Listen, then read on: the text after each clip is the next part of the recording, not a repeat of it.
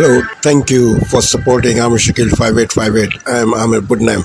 Following news have been reported by European, Asian, African, and Australian channels and AP, AFP, and Reuters news agencies. Now the headlines. Israeli bombing strikes in Lebanon kill about 500 people. In Gaza, Israel killed 40 people. Ukraine president in US seeking support. Gaza food crisis. In Ghana, Africa, people were arrested. Floods in Japan. South African aviation progress. In Australia, aid workers organisation. Manhunt forum in Sydney.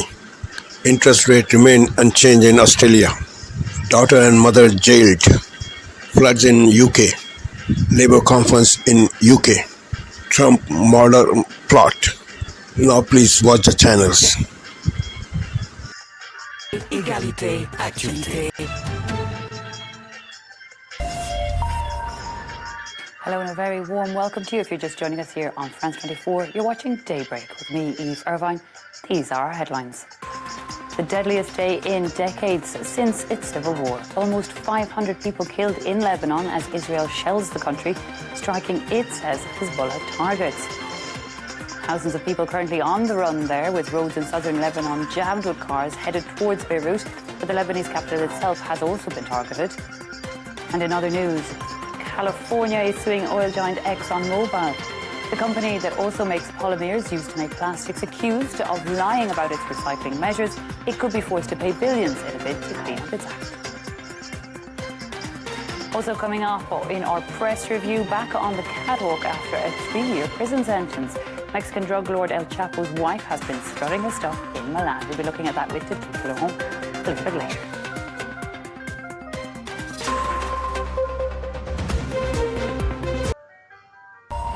Welcome back here on France 24. I'm James Mulholland. This is Night Watch, and these are our main stories.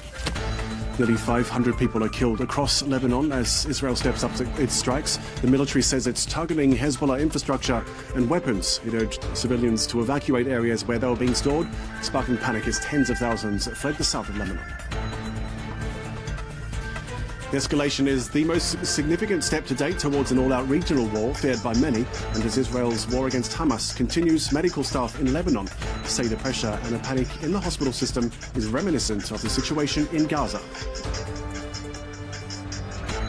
And Volodymyr Zelensky tells US media Ukraine is closer to the end of the war with Russia. His comments come ahead of his address at the UN General Assembly, currently underway in New York, and as he's to present his so-called victory plan to President Joe Biden.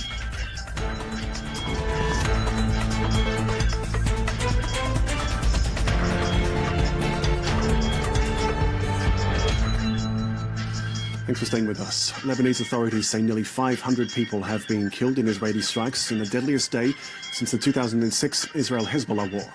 Some 35 children were among the dead, with over 1,600 wounded in the strikes, mainly across southern and eastern Lebanon. Israel's military says it's targeting Hezbollah infrastructure and weapons hidden in homes and residential areas. It urged civilians to evacuate areas where they were being stored. Tens of thousands have fled the south, heading towards Beirut, including the family of our correspondent, Rawad Taha. He describes the panic and the gridlock. It was a very hectic day. My family has just made it to Beirut after more than 6 to 8 hours on the road. Now, to just put some sort of a reference, this road usually takes roughly around 1 hour. This is how catastrophic this situation was, a real humanitarian disaster. Thousands of people were fleeing southern Lebanon in a matter of hours' time. The entire coastal highway from southern Lebanon heading towards Beirut has been completely jammed. Even the coastal highway has shifted directions, so both lanes were shifted in traffic. So all the cars were heading towards Beirut. People are seeking shelters in different locations. Some people are staying with relatives. Some people have activated plans and rented out apartments or Airbnbs or hotels as soon as possible. Other people are staying in public schools, which were opened as for refugees from southern Lebanon earlier today. A lot of people are trying still to find their way. As we speak, thousands are still stuck, mainly around the city of Saidoun and around the area of Ghazi in southern Lebanon, where the traffic jam has been really, really insane. It's a real humanitarian disaster, something unprecedented in terms of scale, in terms of the number of internally displaced personnel in one day in Lebanon. This is even more catastrophic than what happened during the 2006 war. In a video message, Israeli Prime Minister Benjamin Netanyahu appealed directly to Lebanese civilians to leave areas where Hezbollah weapons were stored.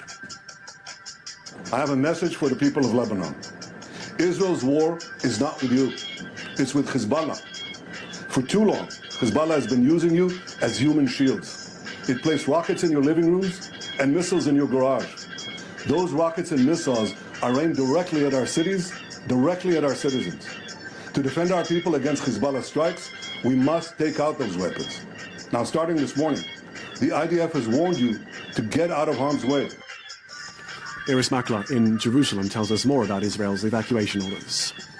I can tell you that he was speaking in English, I think not for the people of Lebanon. I think this was a message for the international community, because it ends with, this is going to be short, you can return to your homes. The people of Lebanon, as we heard from our Beirut correspondent, they got those messages this morning, on their phones. That one of the Lebanese telcos said there were 80,000 calls made from Israel telling people to leave. You could see the size of the movement of people. There were even apparently interruptions of Lebanese radio stations by Israel with the message, get out now, get out while you're safe. We've just heard from the Defence Force spokesperson, that's the Israeli Defence Force spokesperson, Daniel Hagari. This is the third time he's spoken today. Earlier, he told the people of southern Lebanon they had to go. After that, he said the size of the explosions you're seeing are because we're hitting stockpiles of weapons. That's what you see going up in these explosions that you are seeing in southern Lebanon. And what we just heard from him now was a confirmation that there have been 1,300 targets struck. And he showed pictures of some houses where the launchers are actually in the roofs of the houses, heading out. I think what is significant about this largest one-day attack since the 2006 war, since the second Lebanon war, I think what is significant is that nevertheless, neither side is doing all it can yet. Israel is not hitting the long-range precision-guided missiles that Hezbollah has. Hezbollah is not firing them. It's not hitting central Tel Aviv, central Jerusalem, even though I do hear the planes going overhead. So the question is, where does this go as both sides escalate, still trying to hold themselves back a little? Is that maintainable, sustainable in such a situation? The escalation in southern Lebanon is the most significant step to date towards an all-out regional war feared by many. And Israel's evacuation orders are reminiscent of the war in Gaza. Hassan Abu Sita is a British Palestinian surgeon who worked in Gaza over the past year. He's now in Beirut, where he's treated many of the thousands injured in last week's pager and walkie-talkie explosions. He says there are worrying similarities between the situations. Well, what we're seeing today is very reminiscent of the first few days of the war back in October. 350 killed in one day, 1,200 wounded, the targeting of 3 ambulances with missiles, the bombing next to one of the hospitals in the city of Tyre. We're seeing the same pattern of targeting civilians, of targeting health facilities. And so my worry is that we're watching the same war being played out again, because Israel's genocidal war in Gaza was not stopped for over a year by the world community, and it felt emboldened to now start a new war in Lebanon. This war has come at a time when you have a system that's already under a lot of pressure by this mass act of mutilation, and then this war with 1,200 wounded in just one day. And we have a health system that is at the end of 4 years of crippling economic crisis. And so the Lebanese health system is trying to provide for the wounded from this war with very limited resources. France has requested an emergency meeting of the UN Security Council to discuss the situation in Lebanon. It comes as the 79th United Nations General Assembly is underway in New York. French Foreign Minister Jean-Noël Barrot told the UN that all sides must work together to de-escalate. I'm thinking of the Lebanese people, as Israeli strikes have just killed hundreds of civilians, including dozens of children. These strikes, conducted on both sides of the Blue Line and in the region more broadly, must immediately end.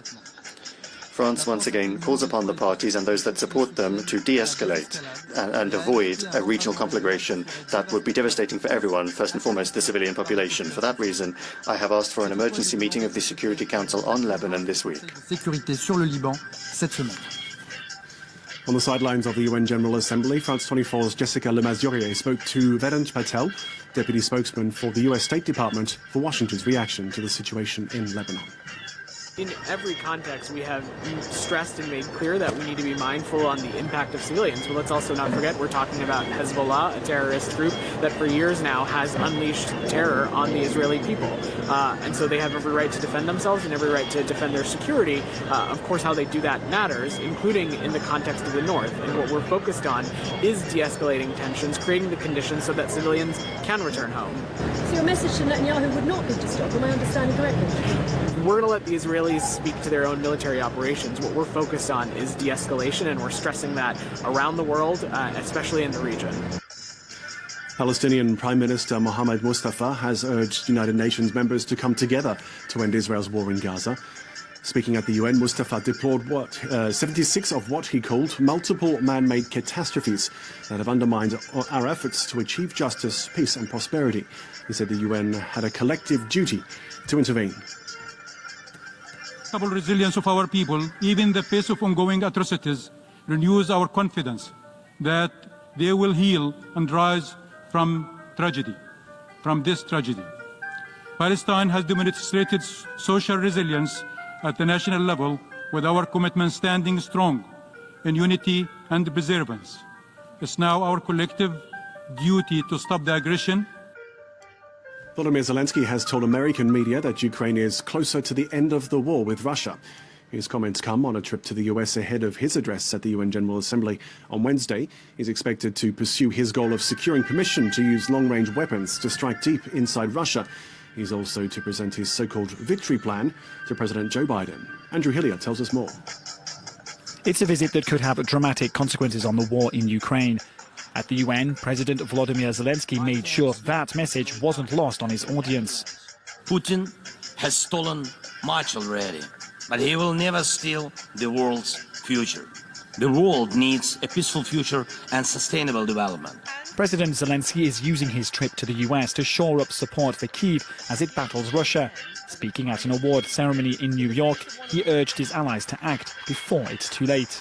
We are short of time to define what the outcome will be, and we must define it, not Russia, not their bloody allies. We need to be faster. Ukraine's president has a busy week ahead of him. He'll be at the UN for a Security Council meeting on Tuesday before addressing the General Assembly on Wednesday. Then on Thursday, he'll hold talks with US President Biden and Kamala Harris, when he's expected to ask Washington to step up its military support. One thing that is certain is that Zelensky is going to push for NATO membership again. And Zelensky is calling on the West to stand up and do more now. And he's going to ask for more military capabilities. On Sunday, Zelensky visited an ammunitions factory in Pennsylvania, thanking workers for producing shells used by Ukrainian forces on the ground. At one point in the war, Ukraine was firing between 6,000 to 8,000 shells per day.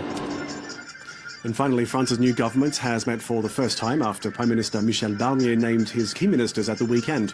All eyes are on the post of the Interior, which has been taken over by Bruno Retailleau, a 63-year-old known for his very conservative values. Olivia Salazar-Winsbier tells us more. The crowning glory of his political career, Bruno Retailleau's now in charge of France's domestic policy. The new Interior Minister takes over from Gérald Darmanin.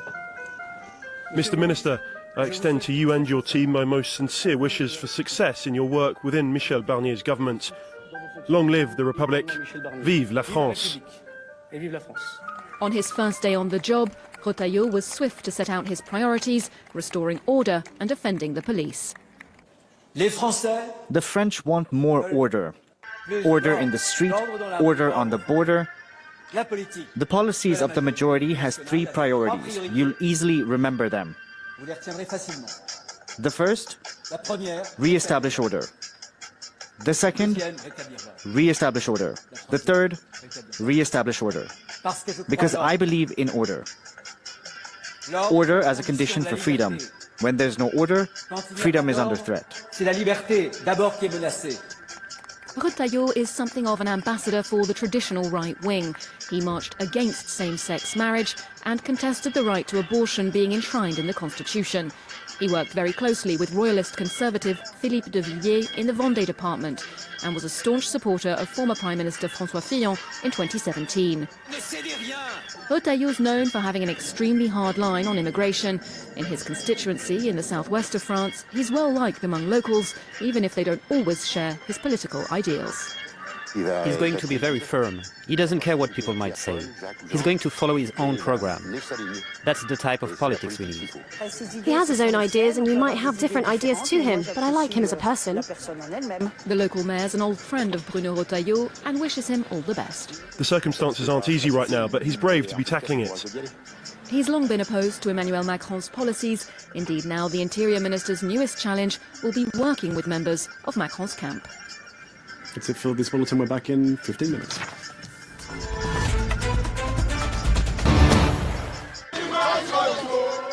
Tense scenes in Ghana's capital as clashes broke out during demonstrations over perceived economic mismanagement by the government. Crowds had also taken to the streets to denounce the government's handling of illegal mining, a practice which harms the environment. Police made dozens of arrests during the demonstrations. Our men here, you can see, and depending on what situation we have to address, our men will come in. We are ready to handle any eventuality. A spokesperson for the police alleged that some in the crowd attacked officers. Demonstrators, meanwhile, accused police of committing an unjustified attack on peaceful protesters. The police, they're not honest, they're constantly moving the goalpost, and even as at yesterday, come and tell us that they're doing this bogus operation across the country and they're blocking off all roads. Every fucking person knows that's a lie. All these efforts just to frustrate us. So the police has never been our friend, and they probably never will. An opinion echoed by the group Democracy Hub, which organised the protests. A convener for the group insisted they were doing all they could to calm tensions. Yes, without provocation, individuals who are speaking out against what they are doing. We have tried and arrested 2 individuals. We've communicated with our lawyers who are already en route to deal with what the police have decided to do today. We're calling on everybody. They're planning to do random arrests. Ghana's economy is gradually recovering from a financial crisis in 2022 with the help of a $3 billion relief package from the International Monetary Fund. The demonstrations come ahead of a presidential election in December, with the country's finances at the forefront of the campaign.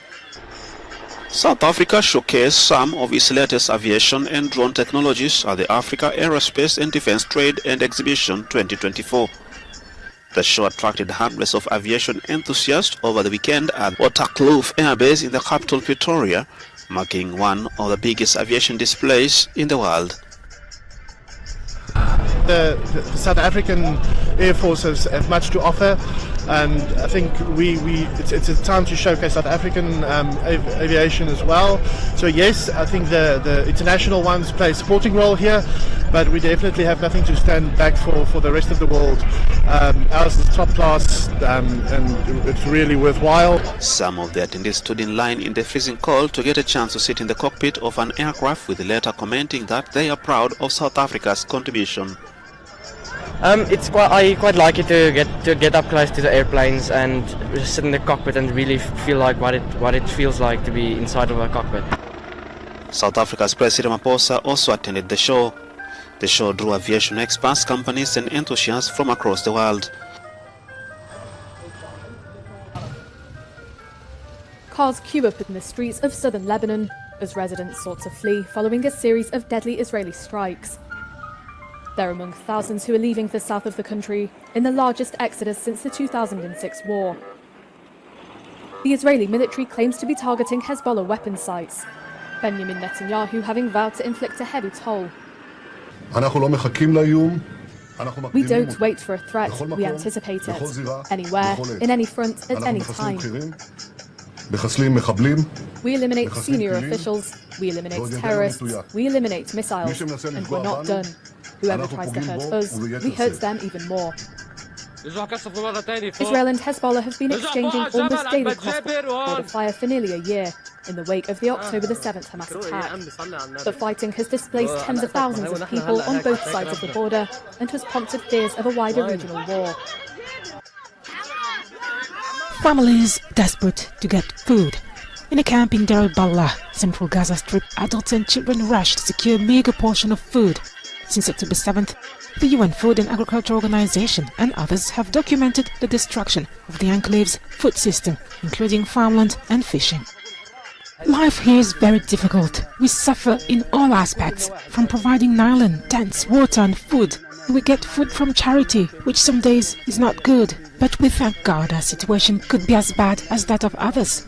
Here, water is available for now and is cut off for now. A whole year of suffering. In a war that has left many cashless, food donations are a lifeline. However, Israel allows trucks of aid just through 3 crossings. I have children and a 7-month-old daughter. I do not know or imagine how I will spend the winter with her. Every day she needs to change her clothes 3 to 4 times and basically it is not available. It is very hard suffering that we will suffer, and there are no tents to protect us from the rain. The tents are useless. Tomorrow there might be a little wind and it will fly away. It's not just for me, everyone. Everyone has to live like this. UN experts said in July that famine had spread from northern Gaza to reach the enclave's center and south. The Israeli operation in the territory has killed 41,431 Palestinians and wounded over 95,000 others. Grand Designs Australia starts October 10 on ABC TV and ABC iView. Today, hundreds killed in the deadliest day of Israeli strikes on Lebanon since 2006.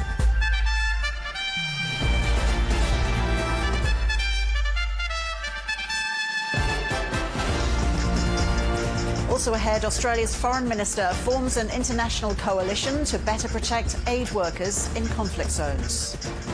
The rules and norms that are needed for the protection of humanitarian personnel are at risk. A manhunt underway in Sydney after a fatal stabbing on a busy street in the inner west. Interest rates widely tipped to stay on hold when the Reserve Bank hands down its decision this afternoon. And Carlton captain Patrick Cripps takes home his 2nd AFL Brownlow medal with a record 45 votes.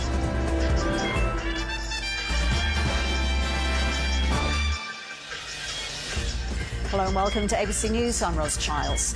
Almost 500 people have been killed in the deadliest day of attacks in Lebanon in decades, with Israel pounding Hezbollah targets close to its northern border. The Israeli military says they are there for the long haul, Rose. Nicole, thank you. Australia is spearheading a push for new international protections for aid workers in conflict zones. 2024 is on track to be the deadliest year for aid workers on record. Britain's news channel. Good evening, I'm Sophia Wenslow with your headlines at 11 o'clock. The Prime Minister will tell the people of Britain there is light at the end of this tunnel, but they must first join a shared struggle through tough short-term pressures. In his first Labour Party conference speech as Prime Minister, Sir Keir Starmer will say he wants to build a new Britain, but he will warn there are no easy answers and he could not offer false hope about the challenges ahead. Meanwhile, Rachel Reeves has accused the last Conservative government of choking off investment and suffocating growth and living standards in her speech at Labour's conference in Liverpool today, but not before she faced a protester. We are still selling arms to Israel. He accused Labour of selling arms to Israel before being removed, with shouts of Free Palestine heard from backstage. Getting back on track, the Chancellor declared Labour as a party that represents working people, not a party of protest, earning her a standing ovation. She went on to promise to repay the trust of voters and set out what her first budget on the 30th of October will focus on. So it will be a budget with real ambition, a budget to fix the foundations, a budget to deliver the change that we promised, a budget to rebuild Britain. And my budget will keep our manifesto commitments. Every choice we make will be within a framework of economic and fiscal stability. You'd expect nothing less. We said we would not increase taxes on working people, which is why we will not increase the basic, higher or additional rates of income tax, national insurance or VAT. and we will cap corporation tax at its current level for the duration of this Parliament. To the Middle East now, where 492 people have been killed and more than 1,000 left wounded in the most widespread wave of Israeli airstrikes against Hezbollah in the last year. Residents in southern Lebanon reported receiving calls this morning telling them to evacuate, with warnings also broadcast across Lebanese media. Meanwhile, Israel's Prime Minister has sent a message to the Lebanese people saying his country's war is not with you, it's with Hezbollah. In other news, a mother and daughter have been jailed for more than 3 years in total for taking part in a riot while out walking their family dog. 52-year-old Amanda Walton and 24-year-old Megan Davison admitted violent disorder during disturbances in Middlesbrough on the 4th of August. Video played in court showed Davison jumping on the roof of a red car while Walton was seen throwing something. The judge jailed Walton for 22 months and her daughter Davison for 20 months. And parts of the UK are underwater after more than a month's worth of rain fell in just 24 hours. Flood warnings have been issued for areas across Northamptonshire, Bedfordshire and London, causing widespread travel disruption, school closures and damage to homes. A yellow warning remains in place in some areas where they're expecting 120 millimetres of rain today, with more rain and warnings expected throughout the week. Those are the latest GB News headlines. Now it's time for Headliners. For the very latest Hello, you're watching Sky News. I'm Nick Qureshi. Here are the headlines. The deadliest day in decades for the people of Lebanon, with Israel now saying it's at war with Hezbollah. Oh, over there, to your left. There have been airstrikes every day and all through the day, and there's a big exodus of people. Also ahead, the Chancellor says she is burning with optimism at Labour's conference, but it seems pensioners and now nurses do not agree. I don't want to see one pensioner die in this city because they can't afford to heat their house. We see the against the cuts to winter fuel payments. A health service stalwarts just isn't enough. I tried my best, but I failed you. The note that was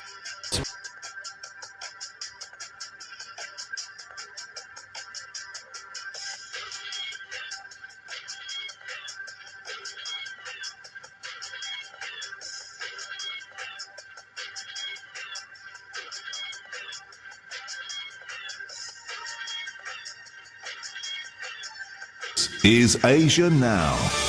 It's 11 a.m. in Singapore and Hong Kong, 8:30 New Delhi and 10 o'clock in Jakarta. Good morning, I'm Rani Samtani. At this hour, the trial of Singapore's former Transport Minister S.S. Waran begins at the High Court.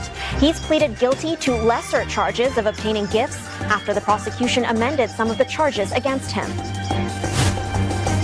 Hundreds of Israeli airstrikes pound Lebanon as hostilities escalate. Nearly 500 people have been killed after Israel claims to have hit some 1,600 targets. And China stepping up measures to stimulate the economy with the central bank unleashing liquidity through planned cuts to bank's reserve ratio requirement and a key interest rate.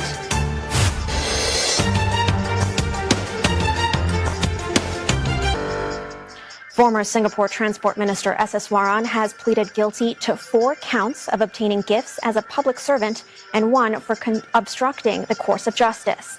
He initially faced 2 counts of corruption, part of a total of 35 charges before the prosecution amended charges in a twist to proceedings. The other 30 charges will be taken into consideration.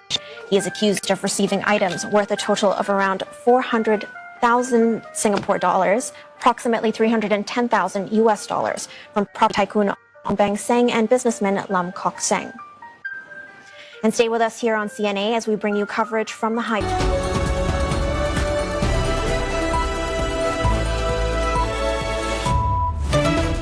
This is DW News live from Berlin. Lebanon says more Israeli bombs targeting Hezbollah have killed nearly 500 people. Thousands in Lebanon flee their homes to escape the airstrikes. Israel says Hezbollah militants are hiding weapons in civilian housing. Also coming up, at least 7 people are dead after record rains unleash flooding and mudslides in central Japan. The region is still recovering from an earthquake that struck earlier this year.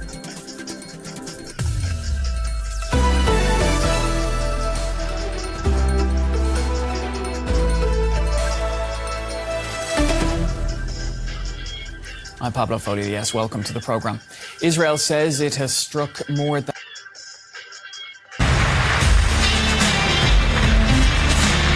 They pumped out a rock star welcome for Rachel Reeves. This was billed as the moment she'd switch from mournful messaging to something more upbeat. But first, she reprised a familiar tune. I know that you are impatient for change. I am too. But conference, because of that legacy left by the Conservatives, the road ahead is steeper and harder than we expected. But she said the tough times would be worth it. Believe me when I say, my optimism for Britain burns brighter than ever. My ambition knows no limits, because I can see the prize on offer if we make the right choices now. Rachel Reeves insisted that those spending budgets would be tight. Her critics on the left were wrong to say she was delivering Tory-style austerity. Next month, I will deliver the first budget of this Labour government. The first Labour budget in 14 years. And because I know how much damage has been done in those 14 years, let me say one thing straight up. There will be no return to austerity.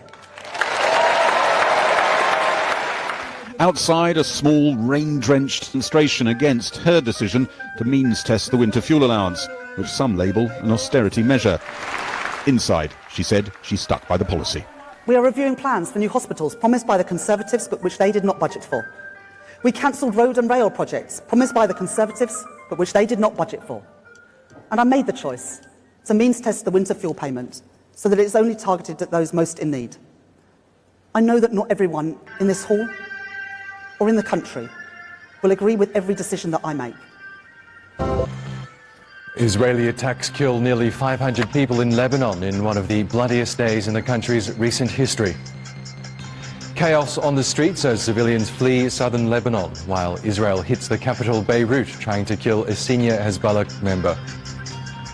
Hello and welcome to TRT World live from Istanbul. I'm Oscar Subakli. Also ahead on the program, at least 40 people are killed in Israeli attacks on Gaza on Monday, most of them women and children.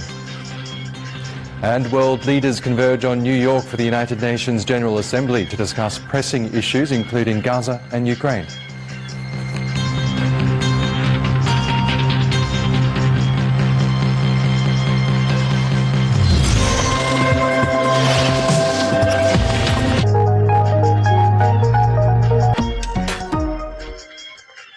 German Chancellor Olaf Scholz's Social Democrat Party narrowly beat the far right in the Brandenburg elections yesterday. With all eyes on the East German state elections that took place this month, it seems that the established parties have a long road ahead before the federal elections next year. Political expert Dr. Jan Philipp Tomaszek says the situation is tough. Also erstmal kann man sagen, dass jetzt durchatmen kann, denn Brandenburg hat gewonnen und die SPD ist stärkste Kraft geworden. Anders als in Thüringen und Sachsen, da sah es ja sehr schlecht aus. Das heißt, dieser Trend hat sich jetzt nicht fortgesetzt, sondern die SPD hat gezeigt, dass sie auch noch Wahlen gewinnen kann. And what happens now? Also als nächstes kommen natürlich die Koalitionsgespräche. Brandenburg braucht eine Regierung und eigentlich gibt es nur eine. Thank you for sparing your precious time. This is Amir Shakil. Have a good life. Bye-bye.